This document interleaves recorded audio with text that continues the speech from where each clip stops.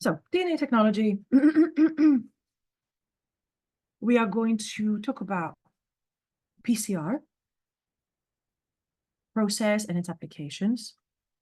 And we're going to talk about gel electrophoresis and how it's used in the context of DNA profiling or fingerprinting. And we're also going to talk about genetically modified organisms, so how they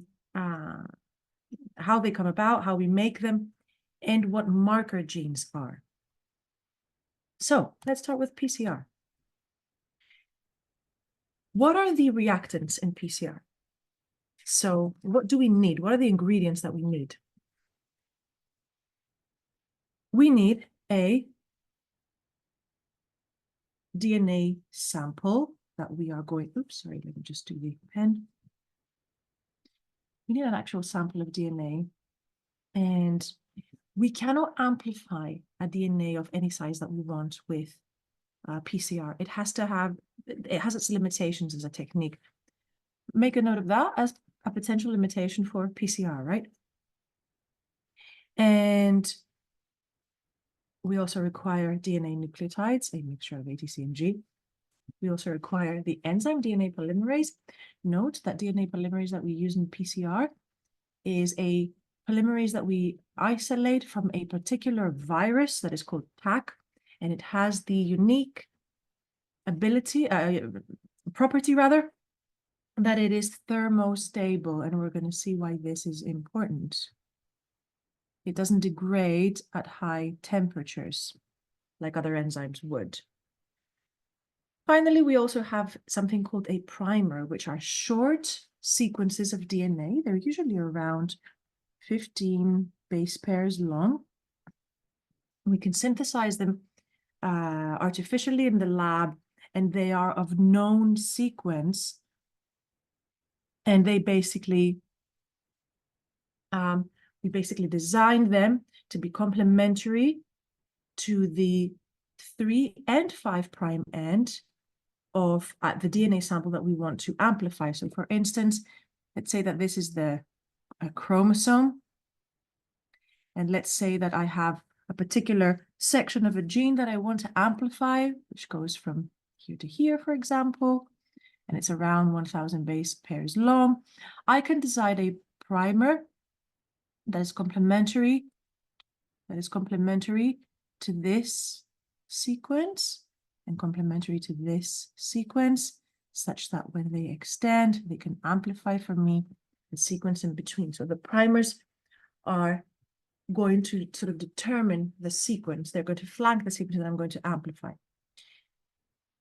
Finally, I need the actual machine called the thermocycler, which will change the temperatures, literally cycle between different temperatures. Let's see what the stages of PCR are. So this here is going to be my sample DNA, or my template is another word.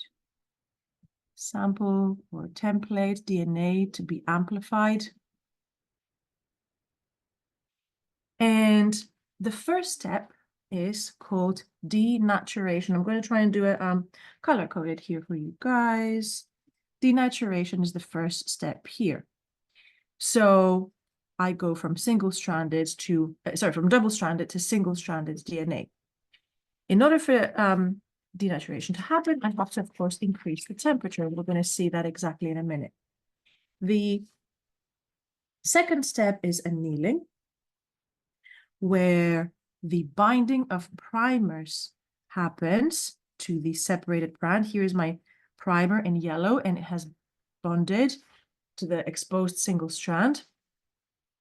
And the same thing is going to happen to the other strand, right? It's just not shown here for simplicity of the diagram. And finally, I'm going to have the third stage, which is the DNA synthesis, or sometimes it's called elongation, where now the DNA polymerase comes along and actually, starting from the primer, will add nucleotides here, and it's going to synthesize the new strand, much like it does in DNA replication. what are the three main stages in PCR, and a very sort of simple one marker question. So let's again do the usual thing of breaking down our question into context, command, and direction. Our context here is PCR reaction. That's a part of the spec that we need to evoke. My command word is what are, which basically translates to state in a way, right? And what is my direction? Well, my direction is that I'm only going to talk about the three main stages and nothing else. I'm not going to go into more detail.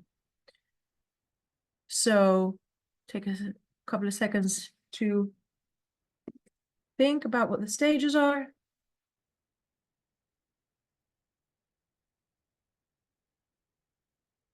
So my stages are denaturation, actually, yeah, there we go. Denaturation, annealing, and DNA synthesis. Elongation is also, depending on the exam board. Elongation is also acceptable. What are the mechanisms? What exactly happens in each stage of PCR? So this will be, so the steps in the way that we described them before are suitable for like a state or describe question, right? Where you're just simply stating what they are. This bit would be more suitable for an explain question, where we explain what are the underlying biological molecular processes that are taking place in those stages. So, as we said, step number one, we mix the ingredients together in a little test tube, and we place them inside the thermocycler. The first temperature that this thermocycler is going to go for, is going to heat up to, is 95 degrees. So this 95 degrees here is called the denaturation. And what happens, why does DNA denature? Because the hydrogen bonds break. Remember that it's the hydrogen bonds that keep the two strands together. They form between the bases A and T and C and G. 95 degrees destabilizes them, it breaks them. We now have our single-stranded DNA, which we are going to move to the temperature anywhere between 55 and 68. Just note that like different exam boards have slightly different temperatures or ranges of temperatures that they quote. In reality, what this reflects is that depending on what kind of gene or gene portion you want to amplify, you always may have to sort of tweak and optimize the exact temperatures to get the best yield out of your PCR. So don't worry like an excessive amount about the temperatures. Just remember what kind of ranges you're at. So over 90 for sure for denaturation, high 50s, mid 60s sort of for annealing or primer binding or annealing. So here is my primer binding here. That temperature basically favors the formation of hydrogen bonds again. So the primer is allowed to anneal. And then thirdly, we have the temperature which favors the thermostable Taq DNA polymerase to then elongate my DNA here and allowing the DNA strand synthesis to occur. So basically what PCR results in, the final product is that we have duplication of the same sample of DNA. Now, all of this, let me just change color. All of this is a single, we call this a single cycle of PCR. Typically, we run anything between 30 to 40 cycles in a typical PCR. So I'm going to get multiple copies of my initial DNA sample. We call this an exponential amplification of DNA. Why is that? Because in each cycle, the number of double-stranded of products, of PCR products, double-stranded DNA molecules, doubles, right? How will that look like? So basically, one molecule will give rise to two. Two molecules will give rise to four. Four molecules will give rise to 16, and so on. So we call this an exponential amplification. And how can we calculate the number of expected products of double-stranded DNA molecules? We use this simple formula. Oops, sorry. We use the simple formula where n is 2 to the xth power, where x is the number of cycles that I run, and n is the number of DNA molecules that I end up with.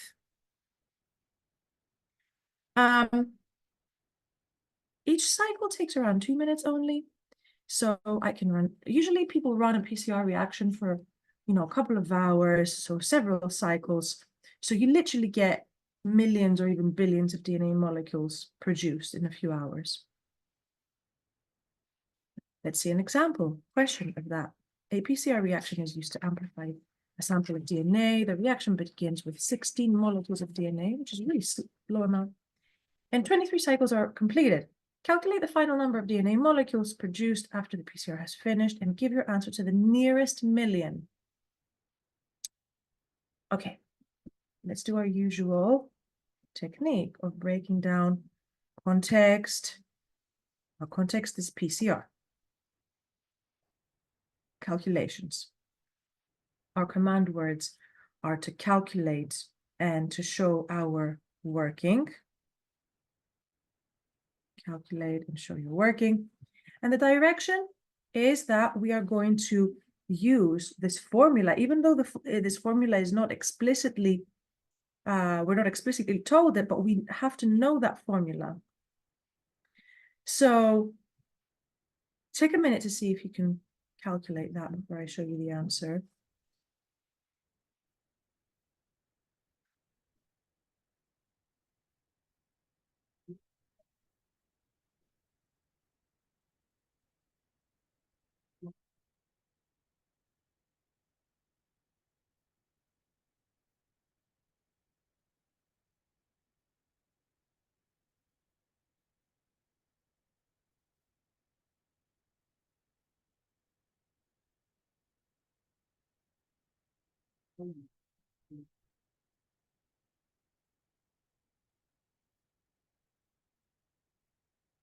So let's do the calculation together.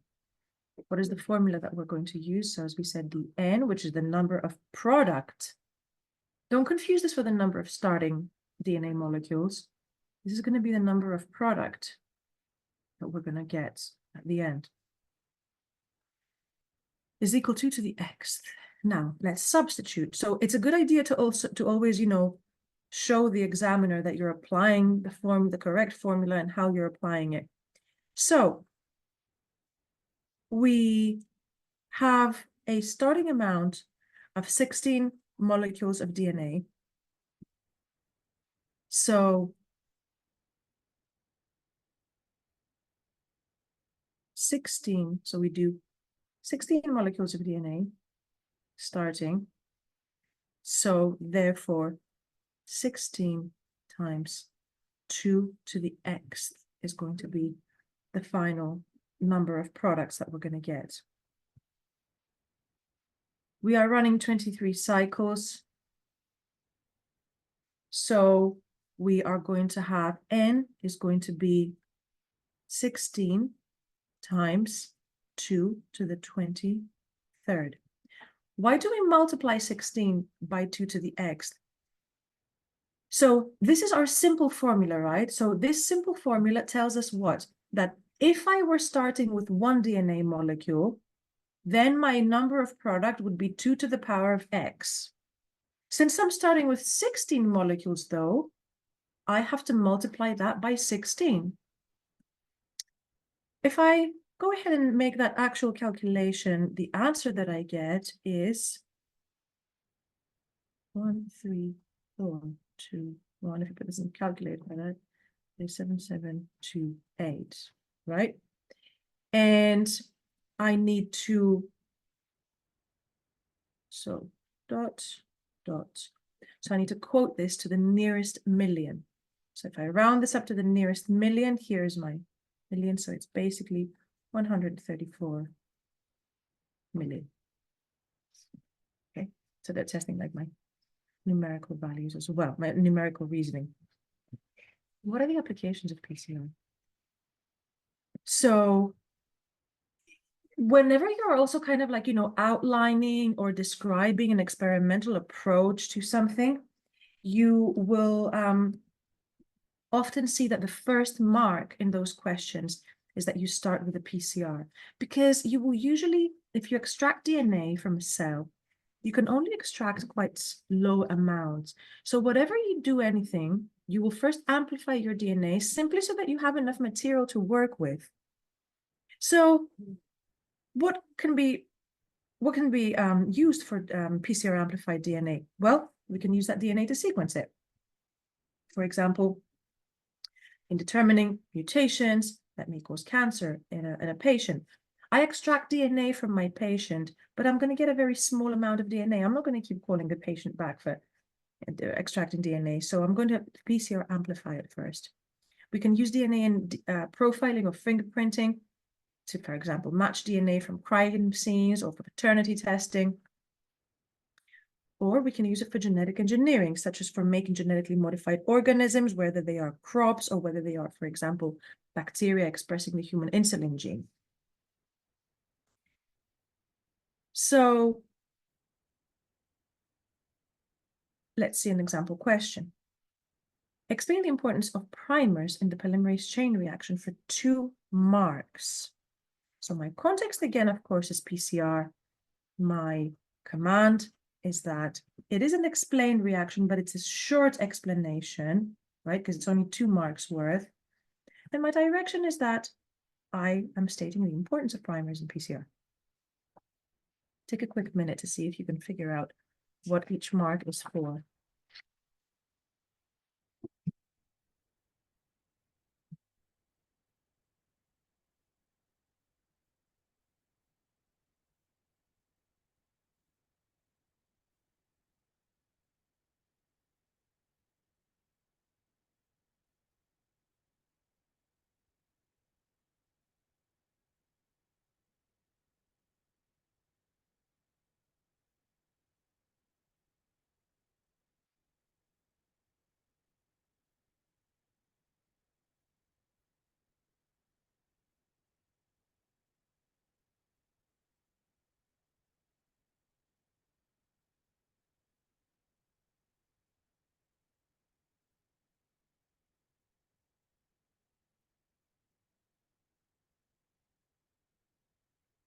So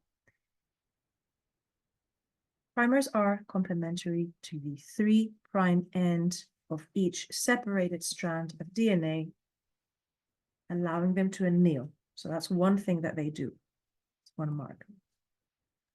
This creates a double-stranded area which Taq DNA polymerase can bind to, allowing DNA synthesis and elongation to occur.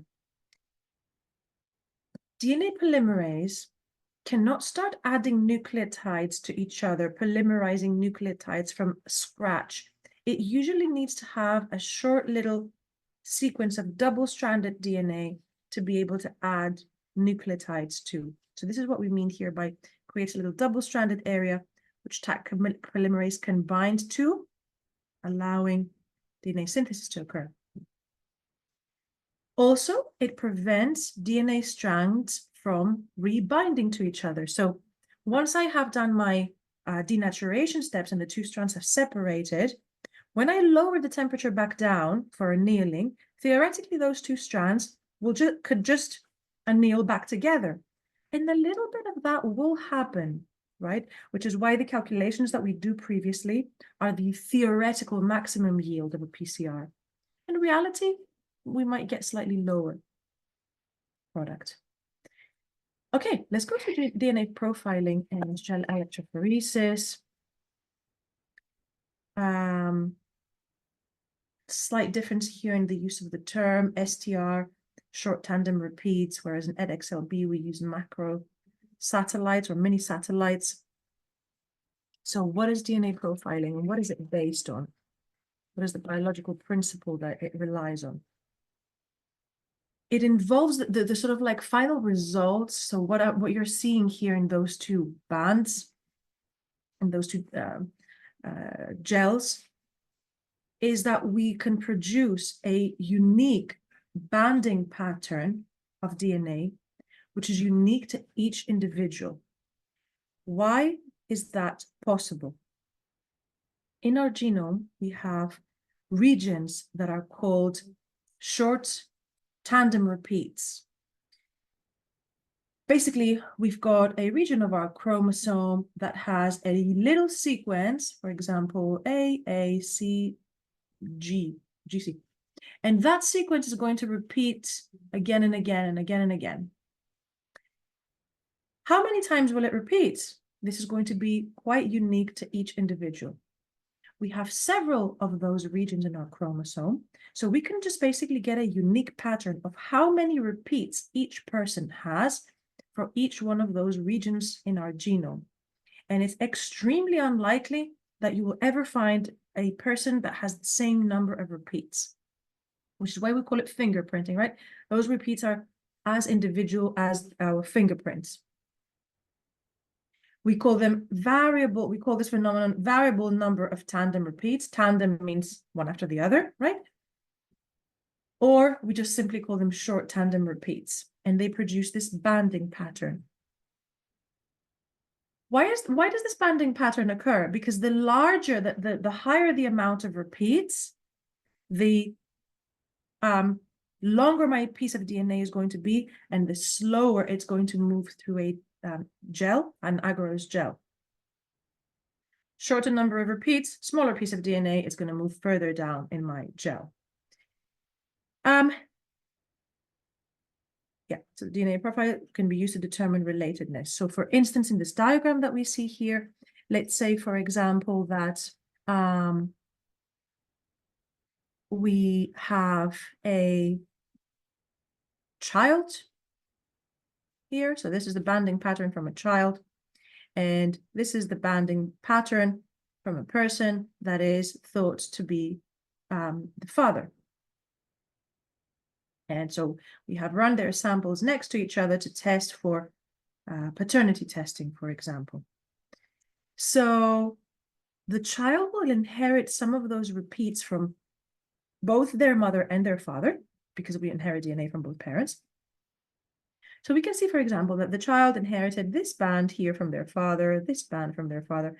This is likely from the mother. These are from the mother. He did not inherit these bands from the father, but he inherited this band from the father. So we can see some degree of relatedness here. What is the process? What is the actual experimental step-by-step process for DNA profiling? First, we take DNA, we isolate DNA from an individual or from a crime scene, and it's cut into fragments using these enzymes that are called restriction endonucleases. We're going to see those in a minute as well in recombinant DNA technology. And they will form differently sized fragments. So for example, this is my restriction enzyme here. This is the site that it recognizes. This sequence here is the site that the enzyme recognizes and cuts. And here are my fragments.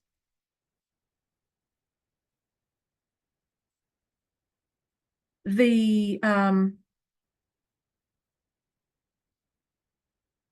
restriction endonucleases cut DNA at specific sequence of bases known as recognition sites. So basically, in any species genome, because these recognition sites are quite short sequences, so they can be basically as short as like 4 bases, and they'll be found at various positions in the genome.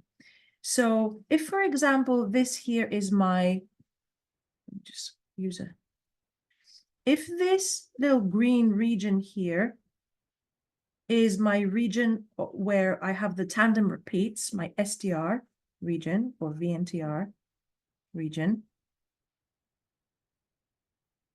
I'm going to look before and after this gene to see if there are, this is DNA, of course, double-stranded DNA. I'm going to look before and after this gene to see if I can find any sequences that correspond to a particular restriction endonuclease. There are many restriction endonucleases out there, hundreds of them to choose for, and each one recognizes a specific sequence. So I look at this sequence here and I say, oh, here is a recognition site for a particular restriction endonuclease that I can use. And here is another one.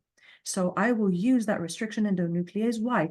To be able to cut out the VNTR region from the entire chromosome, right? Because I have to somehow separate it if I'm going to be able to analyze it in a, sorry, the light comes off, it's fine, in a gel, if I'm going to create the banding pattern.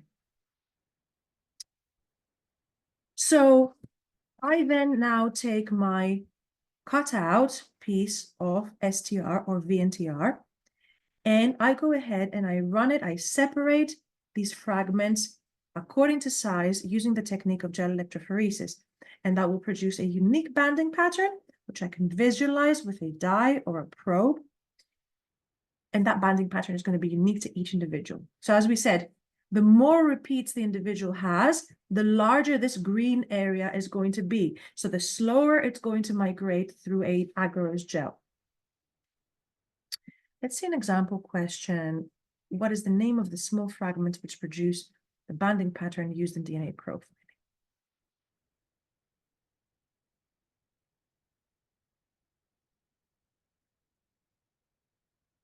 Your answer is going to vary a little bit here according to the exam board that you're at. So my context is that I'm looking at DNA profiling. My command is just a simple recall. What is the name? And my direction is again that I'm giving the name only and nothing else. So the STR short tandem repeats, variable number tandem repeats, mini or micro satellites. Let's actually now look at the technique itself of gel electrophoresis and or DNA electrophoresis and how it works. What is the principle behind it? So how can we basically use it to separate DNA fragments according to size? It uses the fundamental property of DNA, which is that because of the phosphate groups that it contains on its backbone, DNA as a molecule has a slight negative charge, meaning that if I, there we go, let's back on. Meaning that if I if I put it into a solution that contains electrolytes, and I apply an electric field here, my negatively charged DNA is going to be attracted towards the positive pole. So what does electrophoresis require in order to be set up before we actually see the step-by-step process? It requires a digested DNA sample. Why do we say digested? Because we cannot take an entire chromosome that is millions of base pairs long. It's just not a size of DNA that we can work with this technique. So when we say digested, we mean that we did what we said previously. We use a restriction enzyme, a restriction endonuclease, with the appropriate recognition sites before and after the region that I want to cut out the gene of interest that I want to, or the VNTR, the microsatellite of interest that I want to study. So I need an actual agarose gel. Agarose is a type of, literally a gel, very similar to the gel that you eat. It's extracted from a type of seaweed. Comes in a powder, you put it in liquid, you melt it in the microwave, and then you pour it into this kind of like plastic container here, and it solidifies when it cools down, exactly like gel. We also add a little kind of like a plastic comb inside the gel as it's setting when it's still liquid, and we then take it out. And that creates little pockets. So if you were to look at the gel from another view, you would see here's my gel. that creates little pockets for the DNA to be able to sit in. I then also use something called a loading dye, which is a pigment, just a simple pigment that I mix with my DNA sample so I can actually see it physically. I can see it going into these bands. This is why you've got these dark blue little wells here. A DNA ladder, we're going to explain exactly what that is in a minute, and an actual electrophoresis tank. So a setup like that, basically with an electrical current across it. You connect that to a power source, of course, and the current runs. Let's see what the process is on a step-by-step method. So we first of all add the loading dye, which is said as a simple pigment. So you could, because DNA is transparent, the DNA solution is transparent. You can't really see it when it goes into the gel. We add it to our PCR tubes or to our restriction endonuclease mixture. And we pipette it, meaning that we use a micro pipette that can dispense very small volumes of the order of like, you know, anything between like 10 and 1,000 microliters. We put it in the wells of the agarose plate along with a DNA ladder. Now, what does the DNA ladder do? The DNA ladder contains a mixture of DNA fragments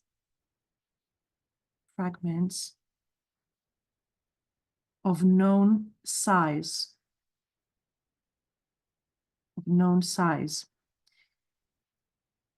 What does that mean? It means that, so for example, it's going to contain our DNA fragment that is, let's say, 1,000 base pairs long. It's going to contain another fragment that is 500 base pairs long, and another one that is going to be 100 base pairs long.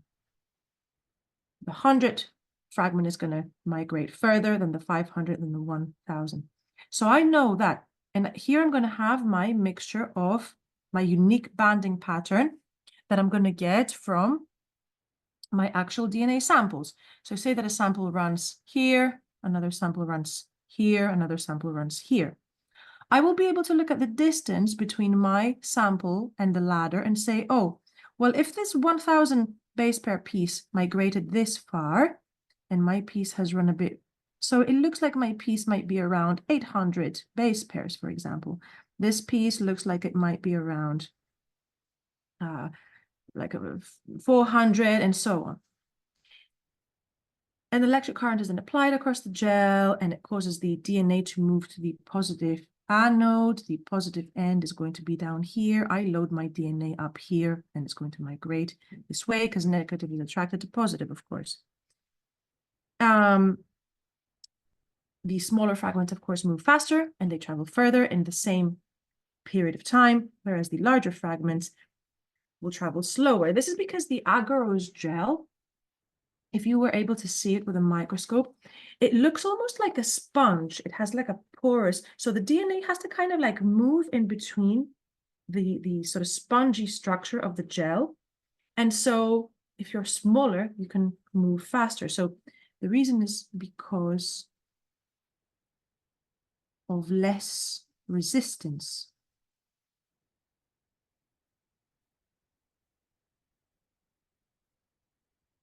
I also add a separate, so don't confuse the DNA binding dye with the DNA loading dye.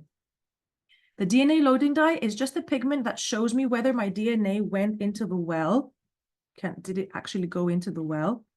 The DNA binding dye is usually a fluorescent type of dye that actually physically binds to my DNA, and it will enable me to visualize these bands here. It'll enable me to visualize how far my DNA has run in the gel. Let's see an example question. So DNA profiling can be used to compare the genomes of different people. It is used in forensic for paternity tests. Explain the role of gel electrophoresis in DNA profiling. So my context is that I am looking at DNA profiling and gel electrophoresis. This is the part of my spec. My command is an explain, so a more detailed response. Explain. And my direction is that I have to define what DNA profiling is, and I'm going to have to also explain the electrophoresis and link the two together, link the two concepts together.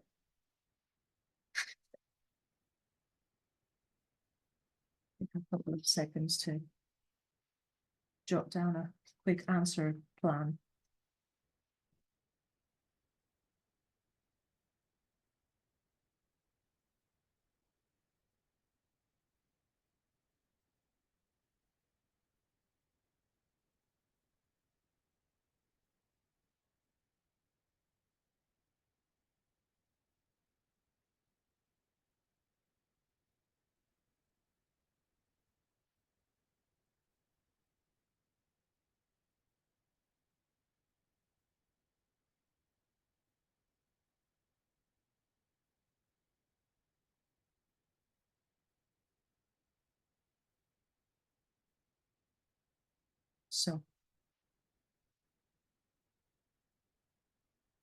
So the role of gel electrophoresis in DNA profiling, well, it's used to separate fragments of DNA by size, thereby generating a readable fingerprint or a banding pattern, you can say, that is unique to each individual, second mark.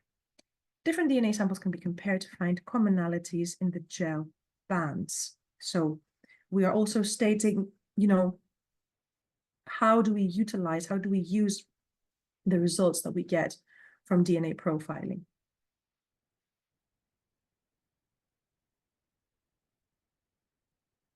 Let's then go to the next part of this session, which is the genetically modified organisms. So, first of all, what are their uses? Why have scientists developed this technology of genetically modifying organisms? So, first of all, let's kind of clarify a couple of definitions here. So, what is a transgenic or a genetically modified organism? They are organisms that contain recombinant DNA. What is recombinant DNA? It means that it's DNA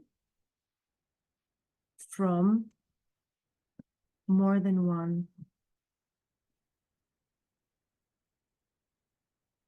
source. Do not confuse this type of recombinant DNA with the recombinant chromosomes or chromatids that we saw that arise as a result of crossing over. What are they used for? What are their applications? They can be used to produce things that are used in medicine, right? So antibiotics, hormones, enzymes to treat diseases. We're going to look at this through the example of insulin, which is a really classic example. So, for instance, we can genetically modify a particular bacterium. We can insert into it the gene for human insulin. And so therefore, when the bacterium transcribes and translates that gene, it's going to be producing for us insulin that we can supply for diabetic people. Or if somebody has an enzyme deficiency, then we can do the same. You can produce microorganisms that can control pollution and that can also increase the industrial efficiency of certain. So, for example, how will they control pollution? They are microorganisms that have been genetically modified to be able to break down certain toxic chemicals that might otherwise pollute the environment, or they can increase the efficiency of certain processes. You can increase crop yield by increasing crop hardiness, or the ability of crop to resist pests. You can also create genetically modified agricultural crops for the consumption of the public that might be enriched in certain vitamins in order to prevent specific diseases associated with vitamin deficiency. A classic example being a type of rice that has been genetically engineered to contain high amounts of vitamin A.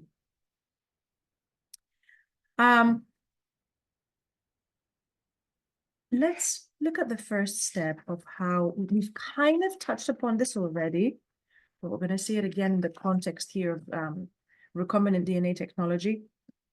How can we isolate a gene out of a chromosome in order to be able to work with that particular gene only and insert it into another organism, such as a bacterium or another type of organism?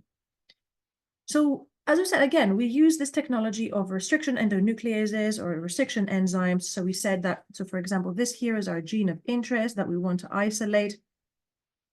We have to know, we have to investigate the DNA sequence before and after our gene in order to identify whether there are recognition sites for a particular restriction endonuclease out of the many that exist. I then actually mix my DNA with that particular restriction endonuclease here in orange, restriction enzyme, and the enzyme recognizes the DNA and cuts it at that particular location. So the restriction endonucleases, some of them, not all, have a unique ability to be able to cut these DNA sequences in quite a peculiar way. So let's say that this is the sequence that they recognize, and they will cut it here and here, thereby creating what we call sticky ends. What are sticky ends? They're a little short overhang, basically, of single-stranded DNA. And why do we call them sticky? Because they will have the tendency to anneal again with their complementary sequence. We can then add promoter regions or terminator regions. Why do we do that? Because before we actually go and insert this gene into the organism that we want to make, that we want to genetically modify, we want to also ensure that this gene is going to be expressed at the appropriate levels. So we may have to add a promoter region. Promoter should read.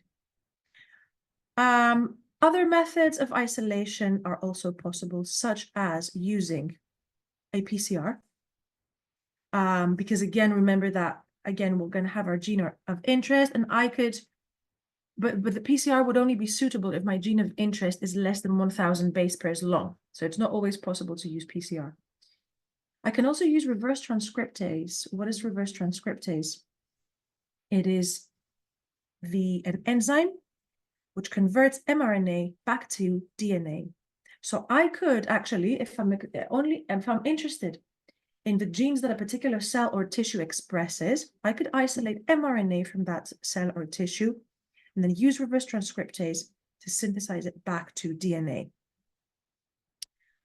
Okay, so once I have isolated my gene, I have to insert it into a plasmid. So we call the plasmid a vector. A vector is a piece of DNA, such as a plasmid. It can also sometimes be a virus that is basically going to transfer my gene of interest into the organism that I want to modify. In this particular case, we are looking at bacteria. We will cut the plasmid open, but we will crucially have to use the same restriction enzyme as we did in the gene of interest that we generated previously. Why is that? So here, for example, in blue is my gene of interest, and here, other way around, sorry, other way around. Here in blue is like a little zoom in. So I'm basically zooming in here, right? Of the region of my plasmid. My plasmid will also happen to have recognition sequences for the same restriction enzyme, because as we said, these recognition sequences are really common across DNA. So my enzyme generates these sticky ends, as we said, these single-stranded ends. And I will use the same restriction enzyme. So here we are zooming in. Here, I have done that previously to cut out my gene of interest from the chromosome that I took it from. So my gene of interest and my plasmid basically have the same sticky ends. What does that mean? That when I mix them together, the sticky end of my plasmid is going to anneal to the sticky ends of my genes, of my gene of interest, and they will become one continuous piece of DNA. This stage here is called annealing. And the annealing is achieved by an enzyme called DNA ligase. Some of you might recall that DNA ligase is an enzyme that was also involved in DNA sequencing, particularly of the strand that is synthesized in a non-continuous way in fragment. DNA ligase catalyzes the formation of a phosphodiester bond. So it catalyzes the formation of the sugar phosphate backbone, thereby making two pieces of DNA completely continuous with each other. Permanently incorporates one gene into the plasmid. Note that DNA polymerase also catalyzes the formation of a phosphodiester bond. The difference is that DNA polymerase adds one nucleotide at a time. DNA ligase can ligate two already long pieces of DNA and double-stranded piece of DNA. What is the next step after I have taken my gene of interest and I have inserted it into the plasmid? I want to then finally insert that into a organism, which I will call the genetically modified organism. In this case, a bacterium. And this process is known as transformation. So I have transformed, this is a transformed bacterium. Transformed bacterium. And it is also at the same time, of course, a genetically modified or transgenic bacterium.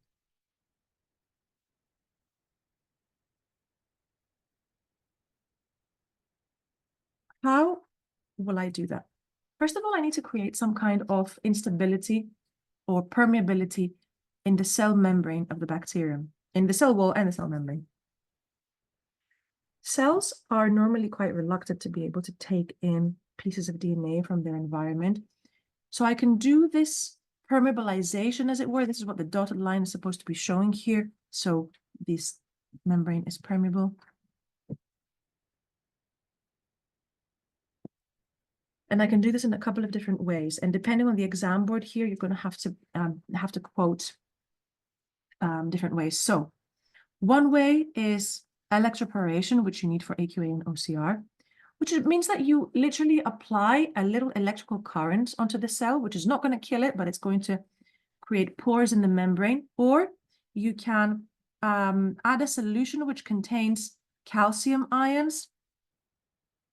And calcium ions are also going to permeabilize, create pores in the membrane. And you will also create, because they're positively charged, there's going to be a little bit of repulsion between the plasmid DNA and the cell membrane.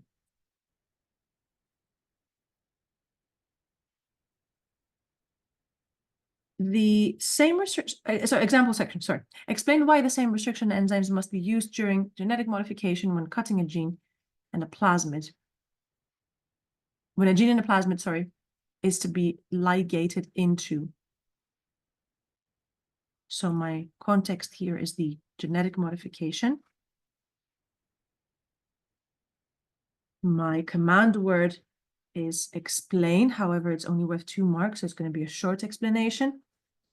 And my direction is that I am going to discuss the importance of how restriction enzymes cut DNA. Take a minute to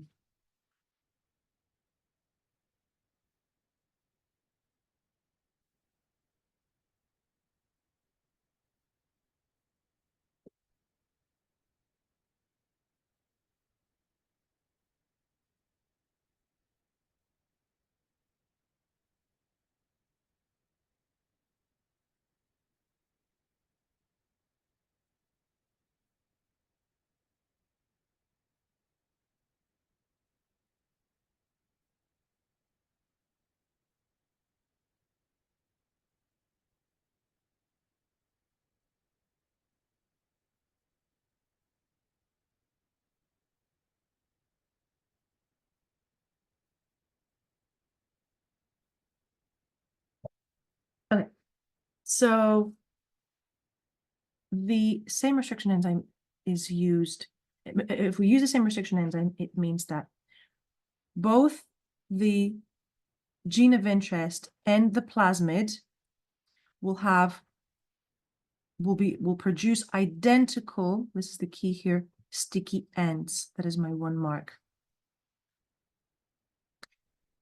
The sticky ends are therefore complementary to each other, allowing DNA to anneal and allowing, here you could add a little bit of specificity. This answer is fine, it's according to the mark scheme. You could say allowing gene and plasmid, if you want, to anneal. Okay, what are marker genes? So what is their significance? So we are now at the stage where we have created our recombinant plasmid, gene of interest, into the plasmid, and we have done the transformation of bacteria. We can't actually see, right? All we know is we have like a little mixture of bacteria. They look like a cloudy sort of suspension mixture. And I add my DNA with a pipette, and then I add the little electrical current or my calcium ions. I can't actually physically see which bacteria took up my recombinant plasmid and which not. First of all, some bacteria might have not gotten any plasmid at all.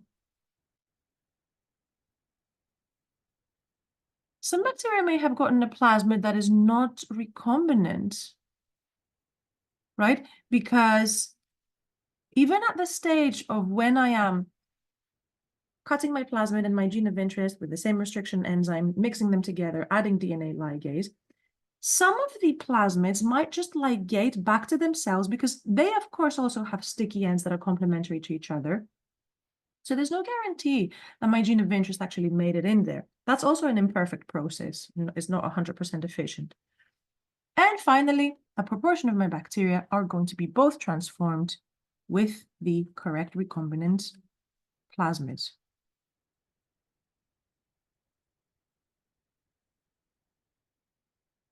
How will I know which is which? In my plasmid, before I have added the gene of interest, or even at the same time maybe, I have added another gene which has a marker gene, right? What can this marker gene be? It can be a gene that confers to my bacterium antibiotic resistance, such that if I grow my bacterium into the presence of the antibiotic, only the ones that contain the recombinant plasmid will survive. This gene can also code for a fluorescent protein, such as, for instance, GFP. It's called green fluorescent protein. And the gene that codes for it has been isolated by scientists. Or some kind of enzyme that is easily identifiable. For example, an enzyme that catalyzes a reaction that has a color change, and I can visualize it. The point is that it has to be easily identifiable phenotype. How do I do that? What is the sort of step-by-step process in doing that? So here's an example of my plasmid, for example, and this is a marker gene 1. This is another marker gene 2. Gene 2. So usually they contain two separate marker genes. Why is that? If you're AQA or OCR, you don't need to know about this 2-marker system. You just need to know the previous slide, which was about the fact that we use markers in the first place and why and what those markers could be. So the first marker gene is a functional gene that is found in plasmids. The second marker gene is a non-functional gene, and because the desired gene is inserted into it. So what does that mean? This marker gene, for example, might code for an antibiotic resistance gene, right? So the plasmids that have, the bacteria that have a plasmid will survive. This marker gene, when I actually add my gene of interest into it, its sequence is going to be disrupted. So I will be able to distinguish between recombinant bacteria and So bacteria that have taken up the recombinant plasmid and bacteria that simply took up the non-recombinant plasmid. Non-recombinant.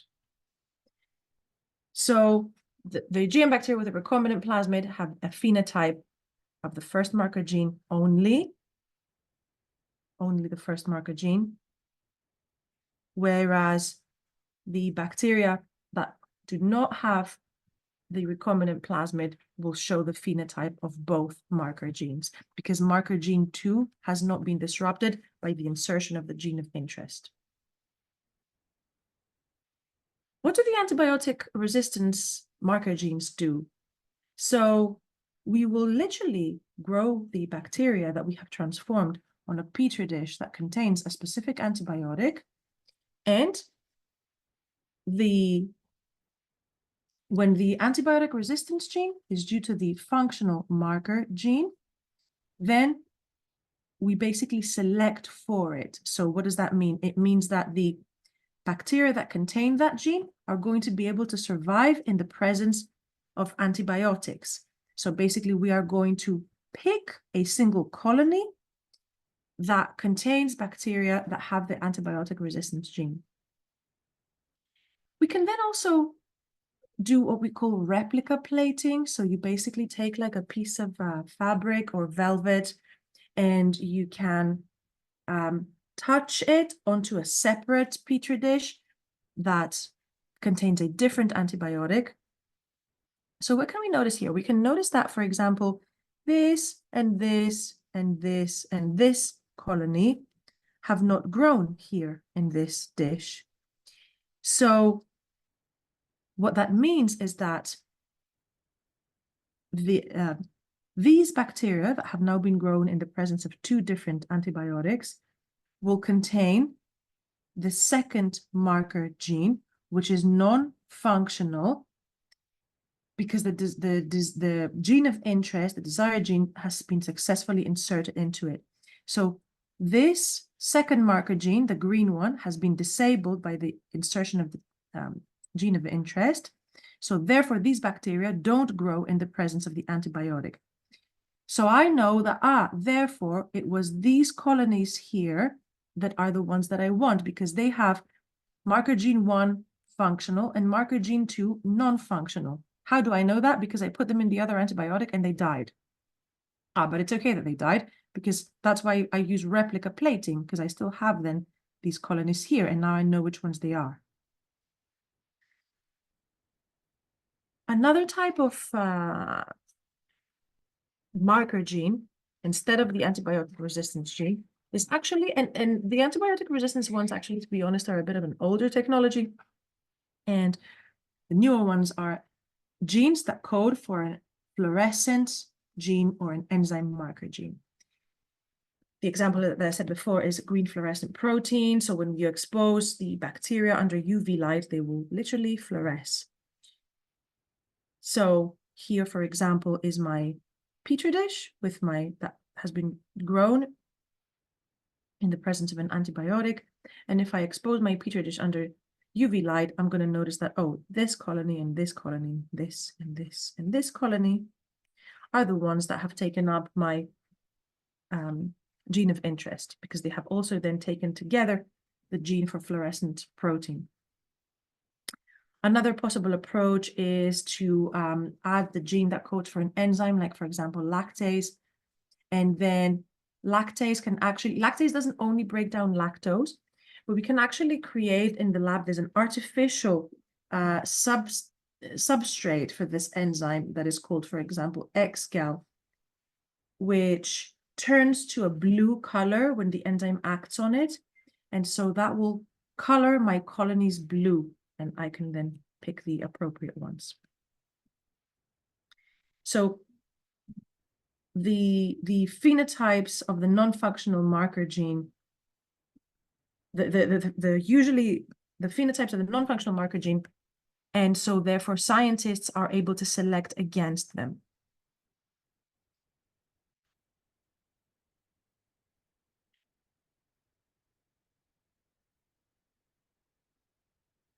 Let's see an example question.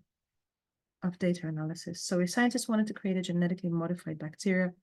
He isolated his desired gene using the restriction enzyme BAMH1. That's just the name of the enzyme. He used the plasmid called PBR322. So different plasmids have different names that scientists give them. So throughout the year, scientists have created various plasmids that contain various antibiotic resistance genes or various resistance genes, and they give them specific names. The diagram for this plasmid is shown in figure 1. We're going to switch to it in a minute. And after inserting the desired gene into this plasmid, the scientists needed to identify which bacteria had successfully taken up the recombinant plasmid. Using figure 1 and your knowledge, fill in the table to state what phenotypes the bacteria may show, using a tick for functional phenotypes and a cross for non-functional phenotypes. So this is the figure. So here is the plasmid. What these things here are sites, recognition sites for various restriction enzymes. I want to look at this particular restriction enzyme here, BAMH1, because that's the one I was told that the scientists used. So ampicillin resistance and tetracycline resistance.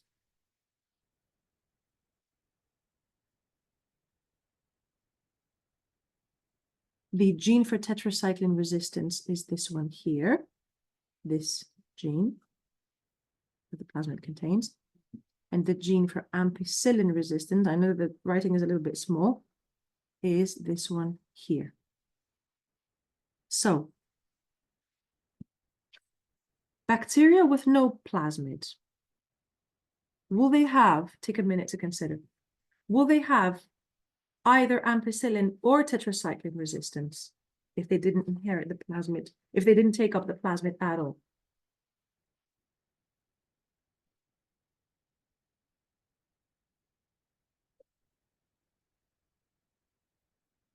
No, right? No plasmid, no antibiotic resistance genes. The antibiotic will kill them. Bacteria with an empty plasmid.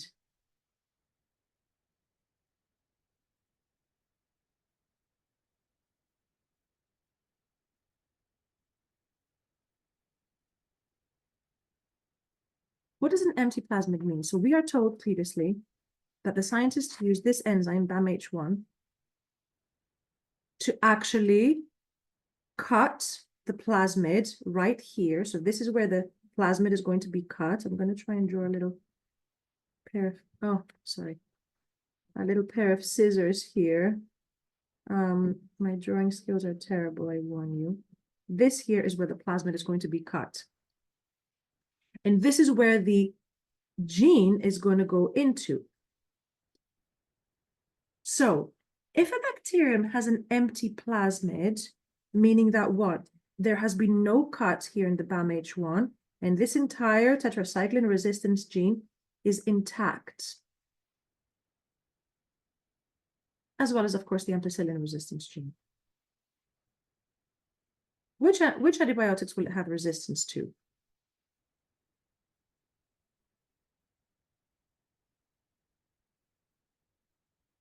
Both. Because both genes are intact.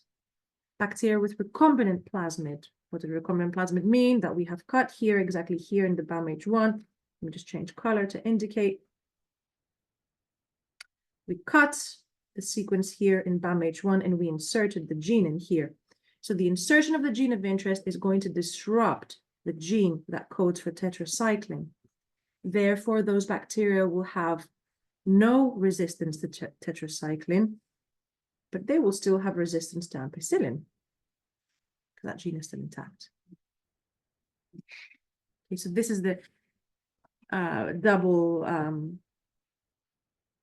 antibiotic resistance gene method.